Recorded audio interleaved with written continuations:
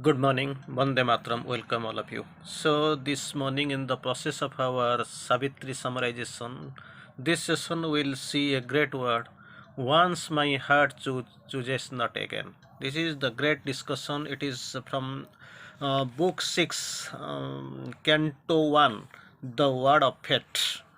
So this time, during this process of Savitri summarization, we are going to state and almost see the Lida of Fate. That is what we are going to see. In the initial discussion, we will find the Canto 1, the Book of Fate. Here we will concentrate more upon the golden line that has been spoken by the mother, by Savitri. Once my heart chooses not again, the word I have spoken can never be erased. It is written in the record book of God. So this great word we are going to take from this book 6 canto 1, the word of fate. Here we can find Savitri already has chosen the friend, her mate. So she is returning to Madra. That time actually we can find Narada is there. He is descending. The heavenly says Narada, the man divine, descending to the Madras and sitting near the great king and queen Aswapati and his queen, human mother of Savitri. That time actually immediately Savitri is approaching them. So there is a conversation between the choice and what is about the fate, and of course on Satyavan, whose life is only in 12 months. So that time actually there is a choice to reject the choice and from the human mother of Savitri, of course, and to go for the another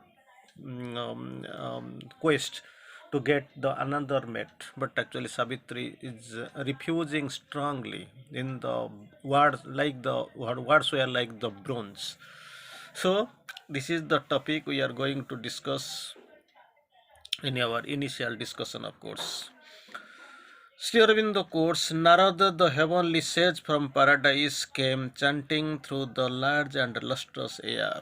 Narada, the heavenly sage from paradise, came chanting through the large and lustrous air. Then we can find he passed from the immortals' happy paths. He passed from the immortals' happy paths to a world of toil and quest and grief and hope. Upper hemisphere, it is actually everything is smiling, light, truth. But here, where is actually the world of toil and quest and grief and hope. Again, he passed from mind into material things, from mind into material things amid the inventions of the inconscient self.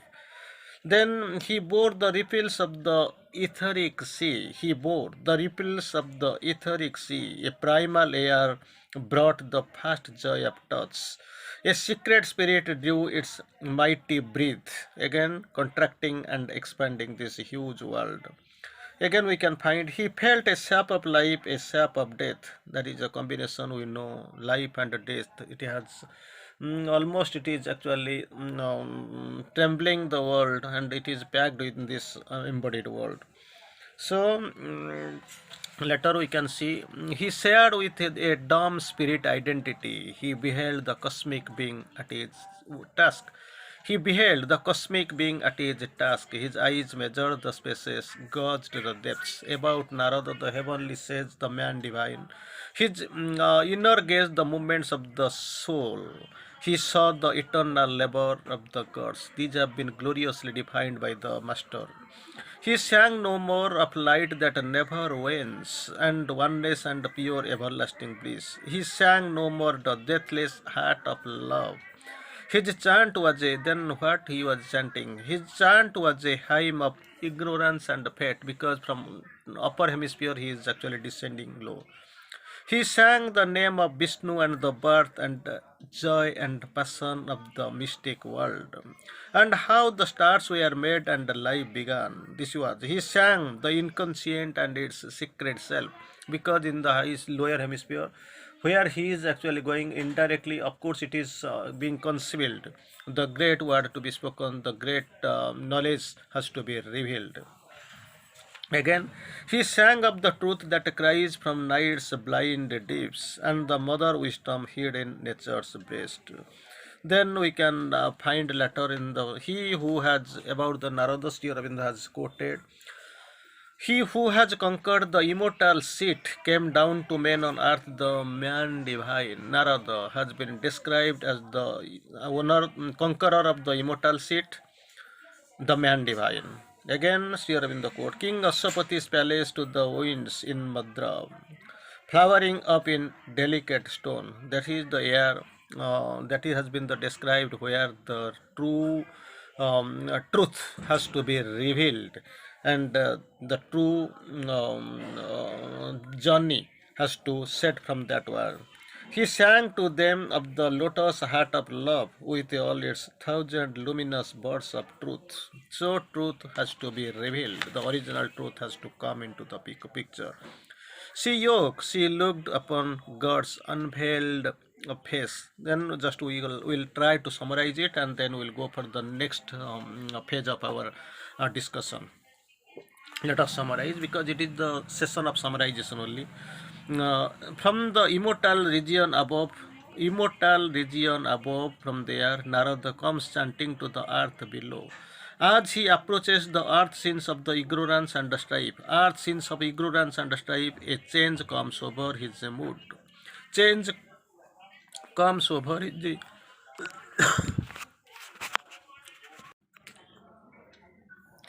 Now, a change comes over his mood. That's what we have seen as he is coming. And the theme of his song changes, where he keeps writing all the time about the name of Vishnu and all. Now it is the chant is changing. Theme of the song is changing. He descends into the palace of the king of Ashwapati at Madra, where he is warmly welcomed at the royal court. Then what happens? He sings of the toil of man, the mystery of joy behind the pain, and of the lotus heart of love. This is the theme of his chanting. As he is chanting, Savitri walks in. That time actually it is happening. Walks in with a swift and radiant tread. So we'll read little bit, and we'll see what is really how she is coming, and what is the version, and what is the observation by the sage, heavenly sage there. She stood before her mighty father's throne, and eager for beauty on discovered earth, transformed and new in her heart's miracle light, saw like a rose of marble worshipping. Then what happens after little time? We can find the, of course, we can find something, a new brimming with a sweet and a nectarous wine, a heavenly jar, thy firm, deep honeyed heart. We can see how it is coming. So Narada, after seeing Savitri, is quoting, Life's perilous music rings yet to the ear, far melodied, rapid and grand, a centaur song. So life's perilous music rings yet to thy ear.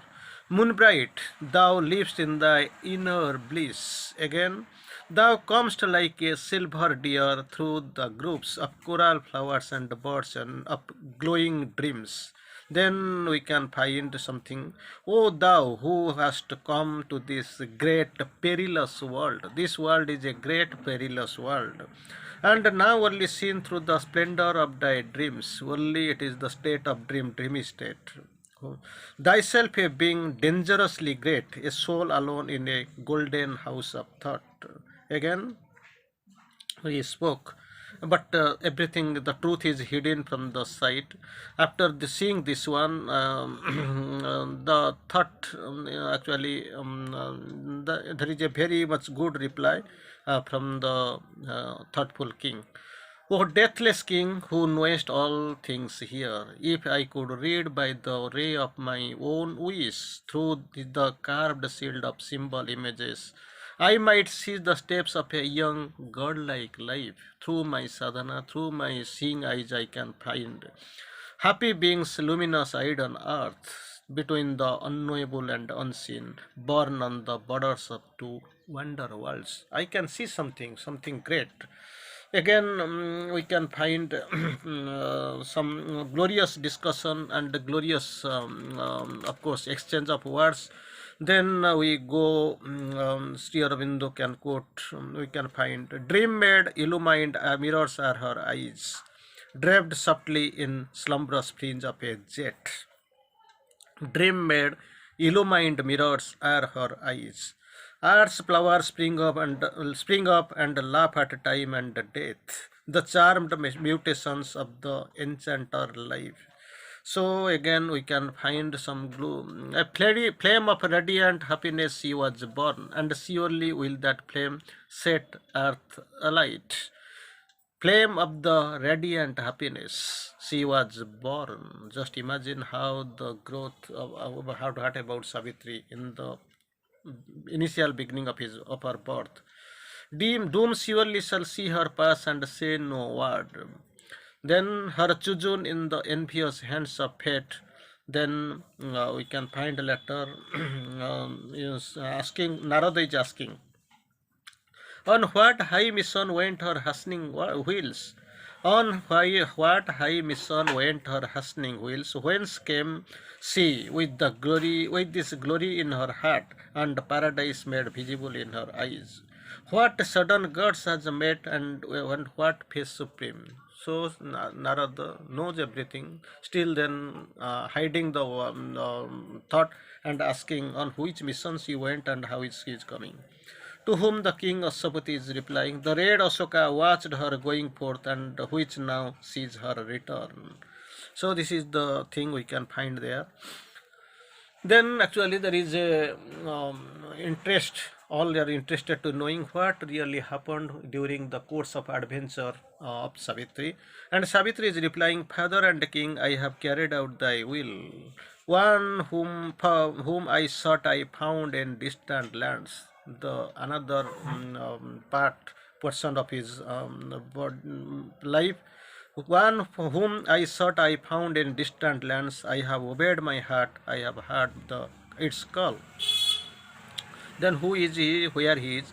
On the borders of a dreaming wilderness, mid Salwa's giant hills and brooding woods, in his thatched hermitage, Demosthenes dwells.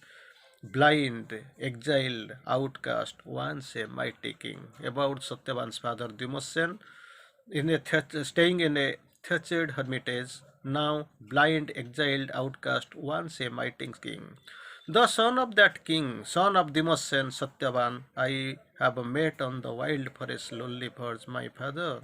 I have chosen this is done. So I have chosen Satyavan, actually king of Demosthenes, who is now blind, outcast, exiled, once a mighty king. Now staying in the thatched hermitage, I have chosen him as my mate. Anyway, we'll go for this glorious summation. As he is chanting, Savitri walks in with the swift and radiant tread coming inside. A halo of wonder and joy surrounds her. Halo of wonder and joy surrounds her.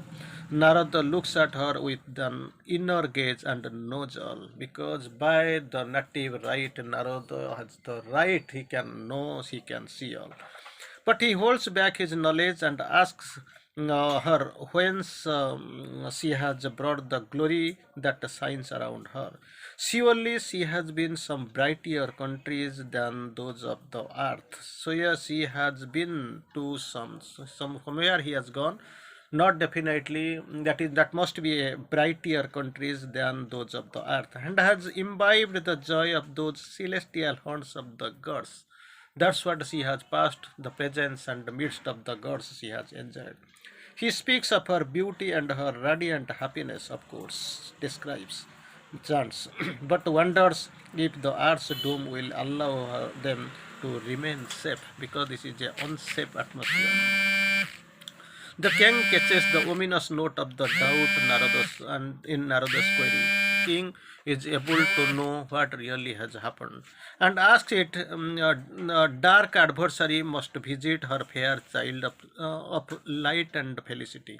Now so everyone can find the light and felicity in the body of Savitri, but listening to the words of Narada, Aswapati can guess something.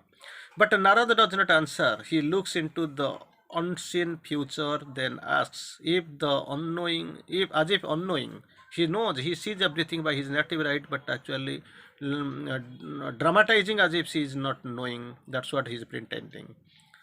Where Savitri has been, whom she has met, that she should carry such glory in her heart and paradise in her eyes. Then the king narrates the story. Savitri has been on the quest to find her lord and a companion. Lord and a companion, she was in quest for some time. He asked to reveal her choice. Savitri replies in calm voice that she has chosen Satyavan, son of Dimasan, king of Salwa, who is now in exile. She has met him in the forest and has made her choice. Ashwapati looks within himself and sees a heavy shadow looming above the name, but chased by a stupendous light. One, in looking inside, finds the name of Satyavan, over which the cloud is actually found, and immediately it is being chased by stupendous light. Felicitates his daughter and approves her choice. Narad is about to speak, but the king appeals him not to reveal the danger awaiting them in the future and impose the ordeal of the foreknowledge on the mortal men. He asks him to speak only if there can be thereby loosen the grip of fate. Narada remains silent. Then Queen, alarmed, she asks the heavenly sages to give his blessings to this union of love and not to bring into them the danger they all feared by speaking of it. Yet, if the danger does lurk in the happy path of her Savitri, then he must speak so that they could turn them aside and avoid the hazard. That was the human mother of Savitri, her expression and her request to Narada.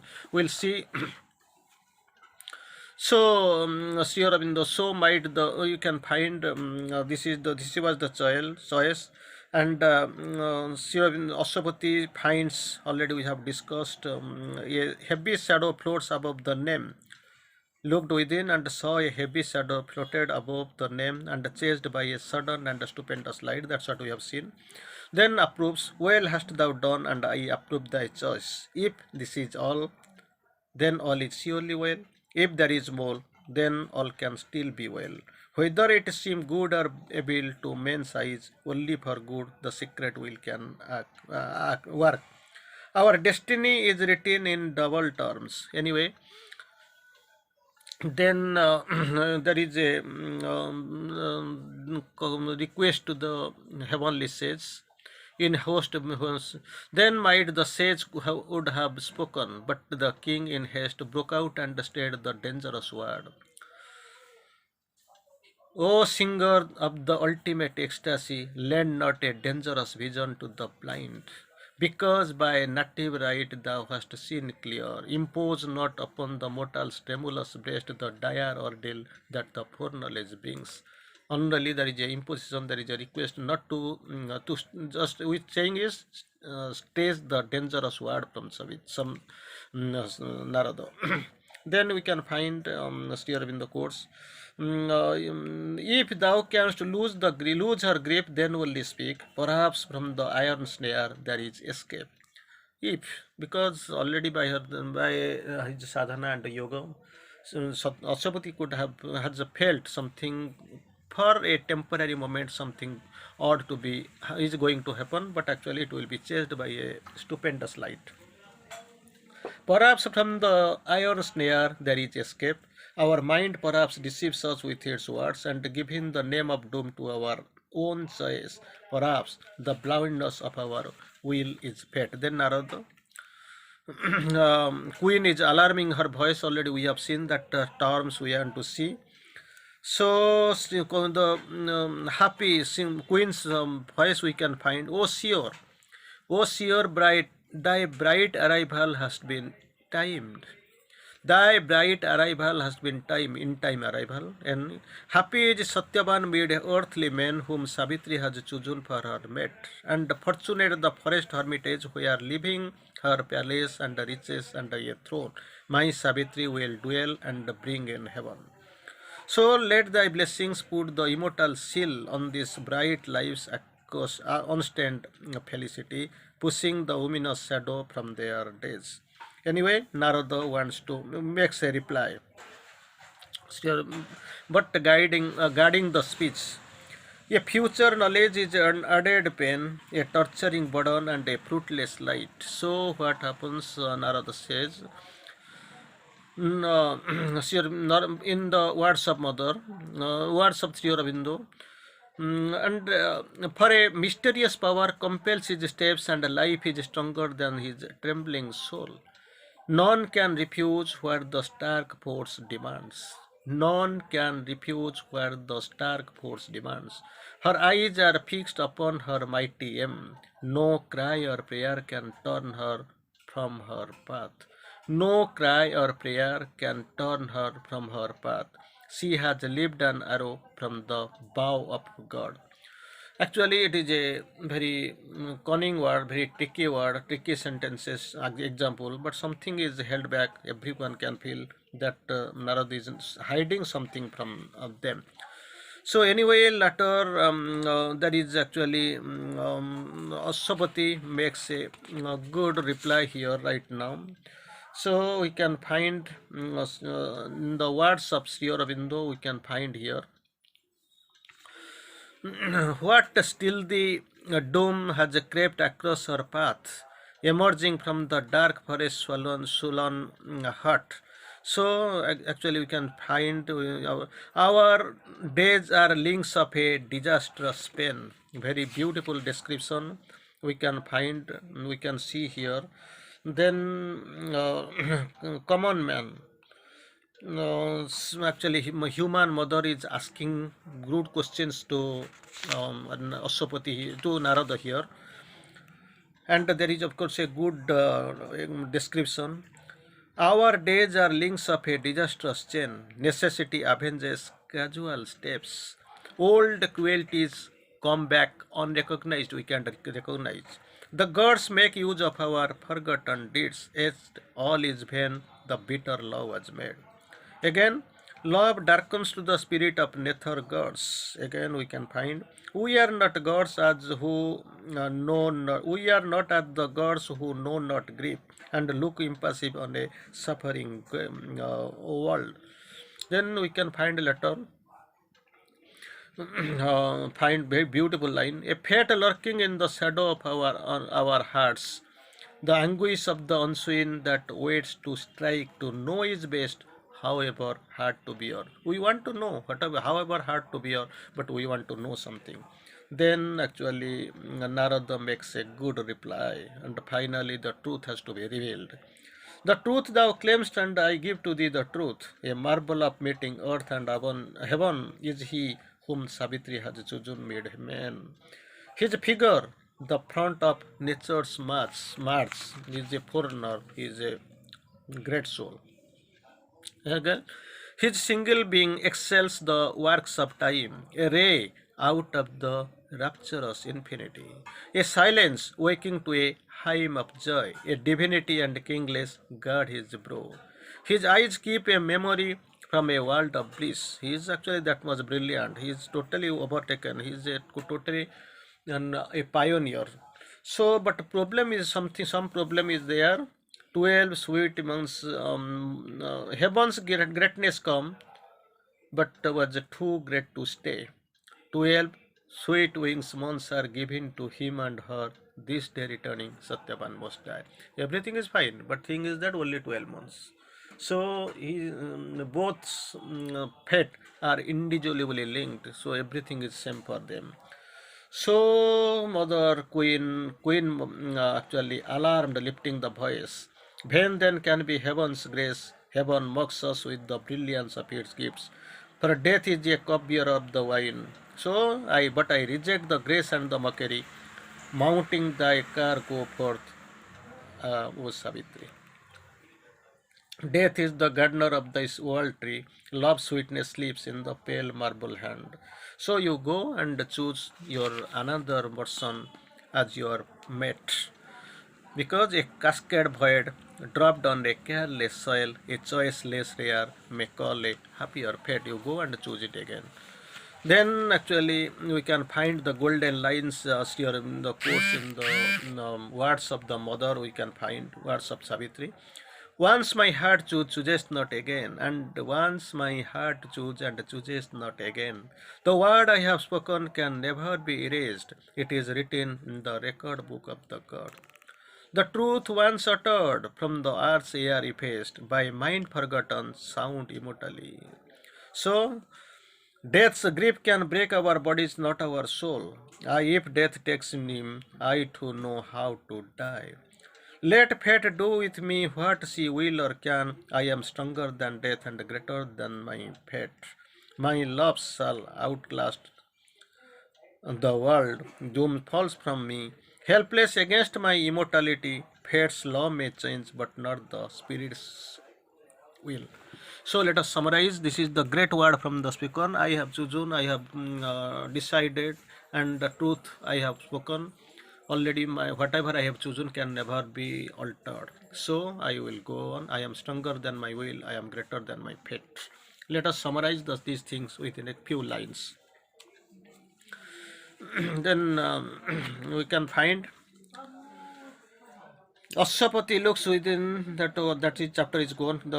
We can find here Narada. Then so we can find the queen alarmed. She asked the heavenly sage, gave these blessings to the union of the love, not to bring the danger that is they have feared or coming on the way by speaking it. The danger does not lurk on the happy path of Savitri. The danger, if the danger lurk on the happy path of Savitri, then he must speak so that they could turn aside and avoid the hazard. Then Narada replied slowly that future knowledge only adds to pain, but can't help avoiding the fate. Pain can be elevated, but the fate will remain unavoided. The queen is still more upset, and she accuses the godhead of the unchanging law. She bemoans the sorry course of love in this world and the dominant play of grief in human life. That is the accusation from the human mother, the queen. She entreats Narada not to hide the truth, not to hide the truth of what lies in store for her child, only child rather.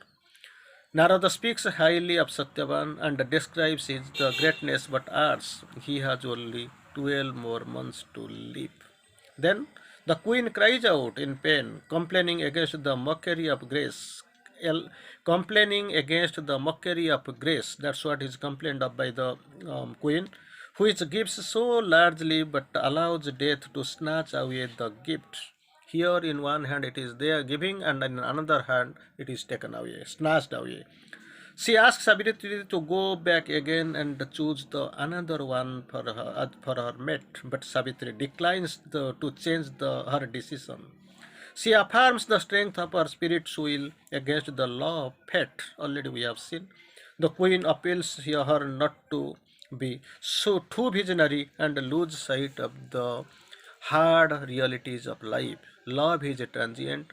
All life is a play of the on the stage of the world. She reminds Savitri that she is after all a human, not to think like the gods, who alone can talk with impunity as she does. She would follow calm reason as the only guide, which is given as the guide to man. That reason must be followed. She should know that she is a human being. She should not think like a god, and not to be caught in the world of goods, chase of love. We'll try to summarize a little bit in the concluding section of our discussion. We'll find what really is happening. Then also we can find, O child, mother cleanse, wilt thou proclaim, wilt thou then follow against the law that is the eternal will? Then we can find.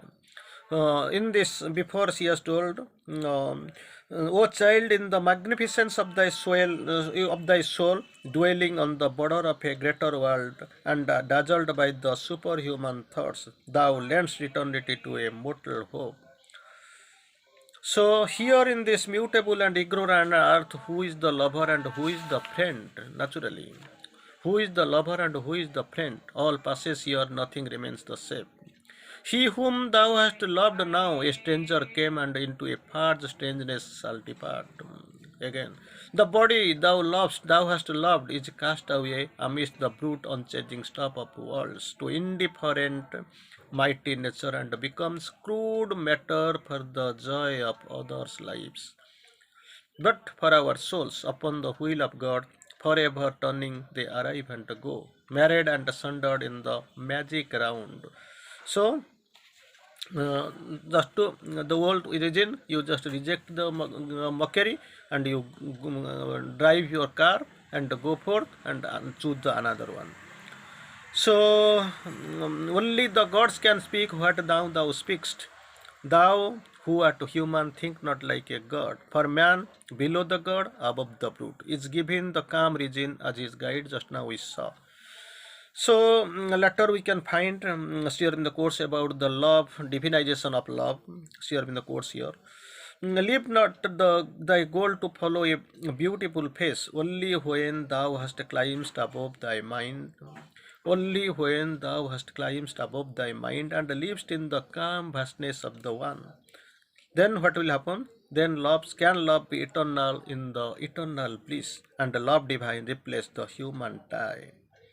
Then is our life a tranquil pilgrimage, each year a mile upon the heavenly way. Each dawn opens to a larger light. Thy acts are thy movers, all events are signs. Waking and sleep are opportunities given to thee by an immortal power. Then there is, and once again, the self-chosen, adamant, and great word great reply from Savitri. My will is a part of the eternal will. My fate is what my spirit strength can bear.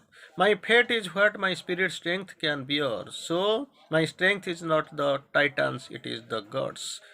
Then I have discovered my glad reality beyond my body in another's being. I have found the deep, unchanging soul of love. Then there is nothing we have to do. My spirit has glimpsed the glory for which it came, the beating of one vast heart in the flame of things, my eternity clasped by his eternity.